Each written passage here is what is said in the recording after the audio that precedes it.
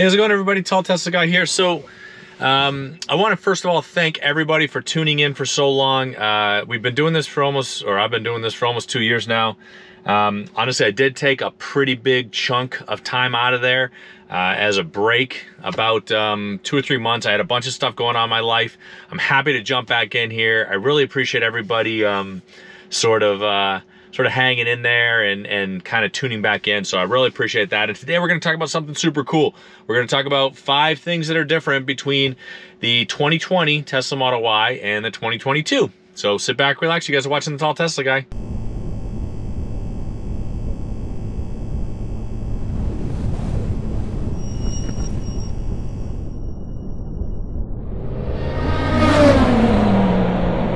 So like I said, so getting right into it, 5 things, right? So if you guys have been following the channel, you know that I started out with a 2020 Tesla Model Y. I got one near the beginning of when they launched. It was actually about May when they first launched them.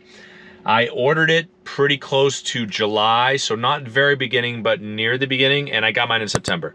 So we loved the car, absolutely loved it. And then and then everything that happened in the world, we're right in the middle of it.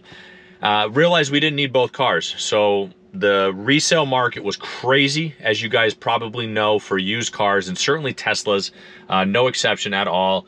I used a service called Car Buyer USA. It's an odd sounding name, but it was a fantastic service. And I'll tell you right off the bat, they're not sponsoring this, promoting me, not paying me anything for it.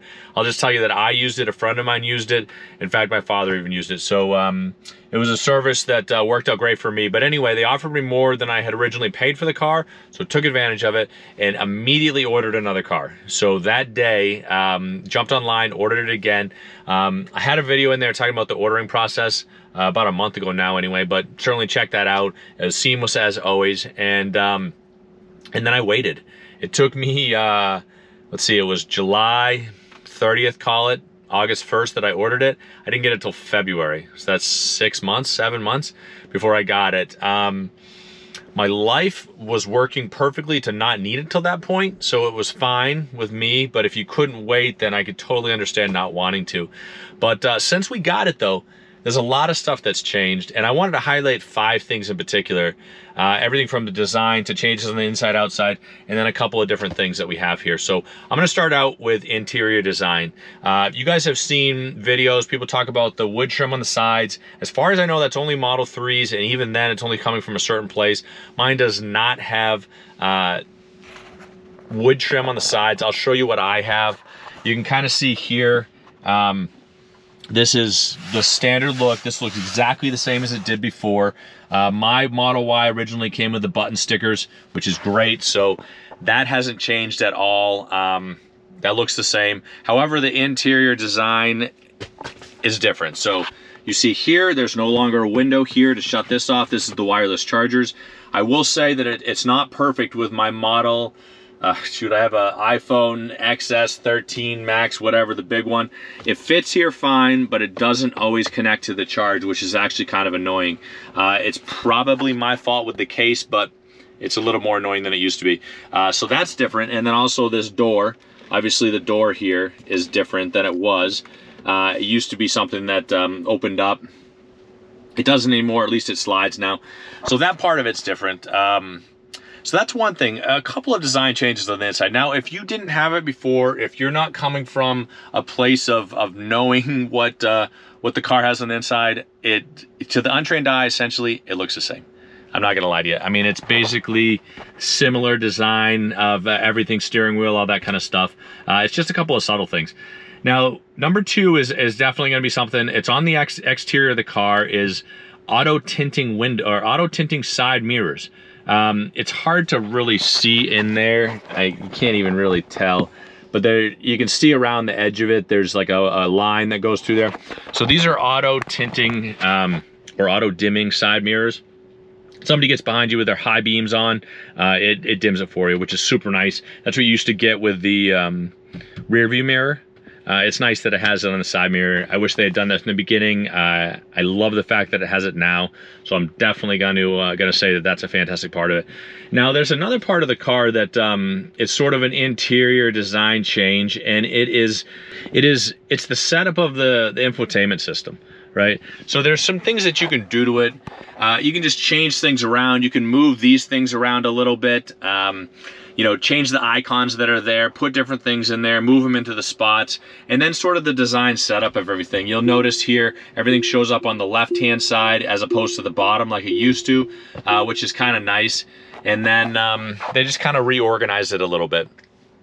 It's a cool feature, and in fact, you notice the color of the car is blue. That's my daughter's favorite color, and she had us change it to that. So you can change the interior look on it. It doesn't do anything to the exterior. It's all interior, but it's a neat feature nonetheless. And then for the most part, the navigation part of it is all the same. The setup on it's all the same, all that kind of stuff. And then number four is something that it kind of touches on another thing in the car. I noticed it on my last car, right? So the 2020 version of the car didn't have what's called Biodefense Mode, which is basically shutting off the exterior vents on the car, recirculating the air. It's got 2 HEPA filters into it that send the air through so that you don't get the smells from outside. Elon called it Biodefense Mode. I'm not sure if it would actually stop a biological attack, but nonetheless, it has a kind of clever name to it to really block that out, get the smells out of there. And I'll say it works great. So you drive by a skunk that was hit or something like that, and you turn it on, and it cleans the cabin out and you don't smell it anymore. It's really nice, and it's actually really quick too, which is really nice. But previous to that though, we didn't have that. So one thing I noticed is that the air vents would actually collect moisture in them, is what I was told, and it would cause this smell to come into the car when it was raining outside, you know, going from hot to cold, stuff like that. And you would have to change the air filters multiple times. Now, I only had it for a year and a half even, and I had to change the air filters in my car. It wasn't something that lingered the entire drive, but it was something that got in there as soon as you turn the car on, which was actually kind of annoying. So now it doesn't do that anymore, which is nice, or it hasn't yet. I'm actually kind of waiting or holding my breath to see if it does. But one thing you can do for it, and this is actually from a friend, or from my friends over at Arcoche, and I probably say that wrong every time, but they sent me these. These are actually air filters for the car. They actually come in a really cool box like this. And then you have a couple of different smells that you can get with them. But the cool thing about it is it's a neat box anyway, but when you open it, the actual air filter, it's real cool looking, the air filter. And then this actually goes into the device. It actually smells like kind of a sort of a cologne-y new car smell. This little tube thing, these different fragrances, pops into there. And then that's it. You've got the air filter. Like I said, you just pop this off. You place one of these tubes in there. They last 4 to 6 weeks according to the label in there, which is great. And then this thing actually fits right down here, and I'll show you guys. I'll show you guys this. It sort of fits down here, right there. You can kind of see it right there. And that's it. I'm gonna test it out, but it's a great smell out of, sort of out of the box. They have a bunch of different flavors in there, a bunch of different smell flavors. They're not that expensive, which is fantastic. There's a link down in the description below to this website for this, but also to save you a little bit of money too. So if you're looking to just kind of get away from that new car smell, get away from the smell of rain if you end up getting that, these are a perfect solution, really easy to do, and obviously installation was nearly next to nothing. So definitely check them out, Arcoche, down in the description below. And the last thing that I want to talk about is the radar Tesla Vision, right? So I don't want to get into the specs of Tesla Vision, but you guys know they took the radar off of there, at least with the model that I have. In lieu of Tesla Vision, Elon's plan is to set this up as like a robo-taxi, full self-driving kind of thing, which sounds awesome, sounds fantastic. I can't wait till it gets here, but unfortunately it's not here yet.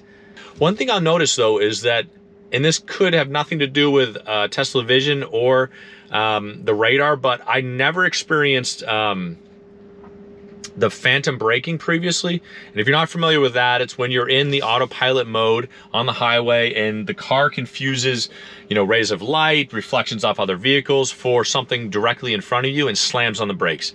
It's a dangerous situation, and it is something that Tesla was working on trying to fix. And it was something that they were working on with their software improvements that they were going to send out there.